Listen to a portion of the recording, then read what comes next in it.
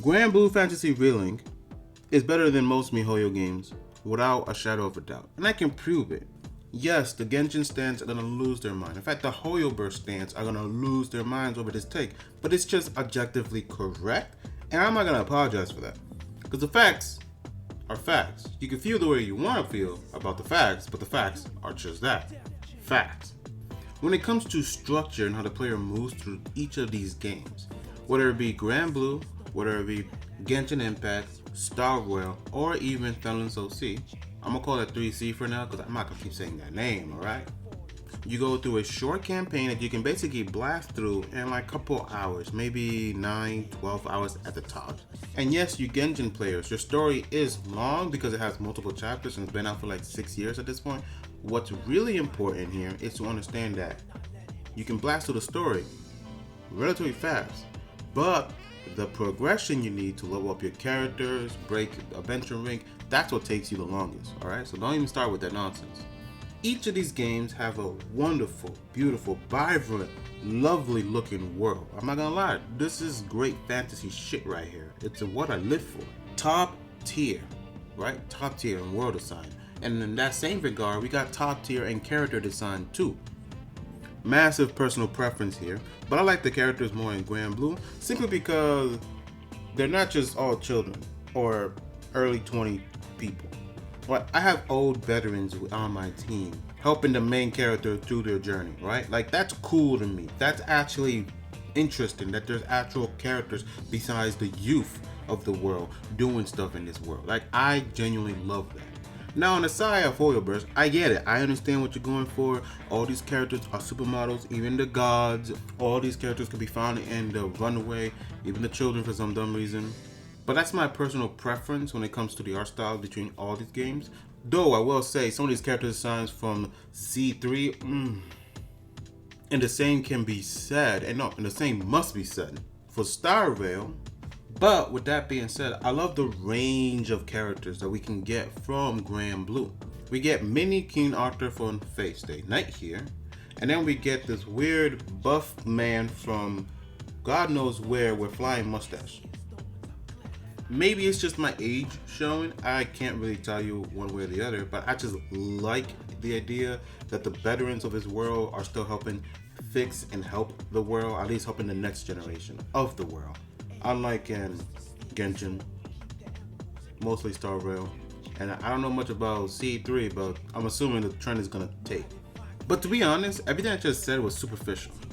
But it doesn't really talk about the games and the structure and why GranBlue is better. Just better, without a shadow of a doubt, than the Hoyoverse game. And it's simple. The philosophy between each game is massively different. It has to be. It is. Or better said, the objective of each game is completely different. With that one statement I just said, if you know what I'm gonna say, and if you know what I'm talking about, then you already know why it's better. Both these games require one thing from you. And that one thing is what every AAA company wants. The player's time. Sure, Hoyoverse wants your money, which is why they do the gacha stuff, and why they do the rest and stuff, and time gate you and level gate you. But at the end of the day, they want you to play this game consistently, to keep coming back. This is why they have a battle pass. This is why they have dailies. This is why they have cooldowns between how many times you can kill something, like the weeklies. GranBlue doesn't waste your time by making the game a chore. And yes, there's a grind to it. Every game requires a grind nowadays, right? It is what it is. No one's gonna argue with that fact. But it's not a chore, it's a choice to be playing GranBlue. It is a chore to try to keep up with the Hoyoverse games. In fact, you have to make it a job. A job that doesn't pay you, but a job nonetheless. And yes, if you're a content creator, you have more than enough incentive to make contact with this game, to keep playing this game, to keep on top of this game. But for the regular Joe Schmo, 99% of the player base, actually let me fix that. 98% of the player base, 2% is whales, you have to continue to play this game daily. GranBlue doesn't waste your time.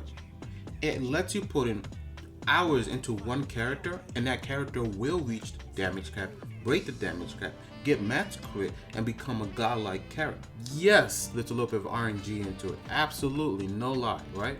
But it's no different than in the Hoyoverse game. Except that one allows you to invest all your time without stopping you midway. It doesn't time gate you from the issues, right? It doesn't say, hey, yo, you don't got the recharge, so wait a couple hours and come back. It doesn't do that. Because, like, at the end of the day, both these games want the same thing from you, right? Massive, thick, stupid, huge numbers on the screen for you. That's what the game wants from you. One game's philosophy behind it, or its objective behind it, is just to let you have fun in the world it created. Sure, there's a grind to it. Sure, there's a little bit of a wait period. Sure, you gotta put some more resources and you gotta manage some stuff, but you can get there. But on the underside of the aisle, we have to do everything possible to keep you playing on this treadmill, even if it means slowing your progress down. Even if you don't spend a single dime in Genshin Impact, Star Rail, or in the upcoming Z3, you are still gonna be held back by the wonderful mechanic of just fucking wait. All of us think that is stupid. All of us don't see the purpose in doing that, right? We all hate this. If you don't, stop lying, stop being a glazer, stop being a hop off the meat, hop off the miHoYo meat, and just admit you hate it when you ran out of your resin, went out of whatever resource you're using, and you have to now wait to recharge it or spend a couple bucks to get it back so you can continue your grind. On the next topic, GranBlue is also better than all the Hoyoverse games because of how it deals with its characters. You can have them all at the get-go. I don't need to explain why that's a great idea. I don't need to explain why you are allowed to do what you want with the characters of the game you have. And yes, this is freemium, but it's not. And yes, you can get every character, but that's not really true. And yes, you can get everything for free in a gacha game, but let's be real, that's not how it really works. That's not the intent behind it. I know it's possible. I watched Mtashed free-to-play God. Now this is like a year ago. I don't know if he's still doing it. I'm pretty sure he's done with it, but I don't know. I'm not gonna check. But we all know that's stupid. GranBlue says, pick and choose who you want. You get the rest later. And each character you get just increases the grind, increases the resource, increases all the mastery points you need. Much like in miHoYoverse games. Every new character you get simply increases the amount of grind you need to do. The amount of resources and time needed to make those characters good, or at least viable. Now sure, you can have them just to have them, and most of you will have them because you lose to 50-50, but it is what it is. In this regard, once again, I draw similarities to both the games or both the companies.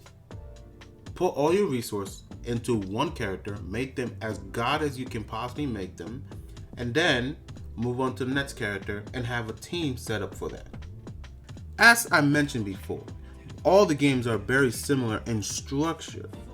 They want you to hit stupid numbers. They want you to play the game as much as possible. They make the grind a little bit annoying, but it is what it is, right? But one game respects your time, while the others are craving for you to come back daily, put you on a treadmill, and most importantly, get you to open your wallet every now and then. Sure, you're not a whale, but 20 here, 15 here, 5 there, adds up over the course of a year. I'm not saying you can't like them all. I personally think all these games are perfectly fine. You do what you want with your time, and you do what you want with your money, because that's a conversation between you, God, and your wallet. But it's important to know, even if you like miHoYo games, even if they look fantastic, which they do, if they have beautiful music, which they do, they have wonderful character design, which they do most of the part, as long as they keep it, age appropriate, which I'm just cool with. One game is superior than the rest. I'm not saying it's a bad thing, I'm just saying we have to admit the facts as they are. Anyways, this has been definitely not a bot. I know you guys are going to be very opinionated about the conversation I just had with you, which is totally fine. Give me a thumbs if you agree, give me a thumbs if you see what I'm going for, or give me a thumbs down if you dislike it or you're just a fanboy like that. I get it. I'm not mad about it. If you like what you like, you don't like people talking down about it. But let's be honest, if in this world I can say that Diablo 4 sucks compared to an old ass game like Paths of Exile, that's just facts. That's just facts. Anyways, this has been definitely not a bot, and I'll catch you on the next one. But whatever you do, you make sure you have a good day on purpose.